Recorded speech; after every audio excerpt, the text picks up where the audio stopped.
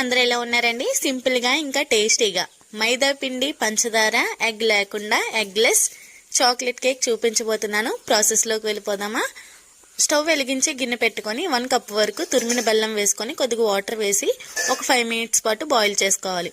పాకాన్ని చల్లారనివ్వాలి. పాకం బాగా చల్లారిన తర్వాత అరకప్పు వరకు పెరుగు, అలాగే అరకప్పు వరకు నెయ్యి లేదా నూనె బటర్ ఏదైనా వేసుకోవచ్చు.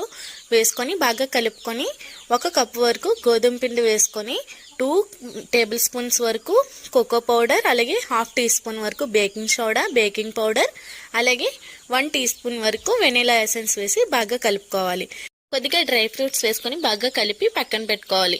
బ్యాటర్ వేసే గిన్నెలోకి కొద్దిగా నెయ్యి అప్లై చేసుకొని కొద్దిగా గోధుమ పిండి పొడిపిండి జల్లుకుంటూ బాగా డస్టింగ్ చేసిన తర్వాత ప్రిపేర్ చేసి పెట్టుకున్న బ్యాటర్ వేసుకొని ఒక 2-3 టైమ్స్ ట్యాప్ చేసి డ్రై ఫ్రూట్స్ వేసుకొని కుక్కర్ లేదా గిన్నె పెట్టుకొని చిన్న స్టాండ్ పెట్టుకొని కుక్కర్ అయితే విజిల్ మరియు బెల్ట్ తీసేసి ఒక 40 నుంచి 45 నిమిషాల పాటు సిమ్లో పెట్టి బేక్ చేసుకుంటే ఎంతో సింపుల్ అండ్ ఈజీగా చాక్లెట్ ఎగ్లెస్ కేక్ రెడీ అయిపోతుందండి. చాలా బాగుంటుంది, ఒకసారి ట్రై చేయండి. అలాగే ఇలాంటి మంచి మంచి వీడియోస్ కోసం మన ఛానల్ని సబ్స్క్రైబ్ చేసుకొని ఫాలో అవ్వండి.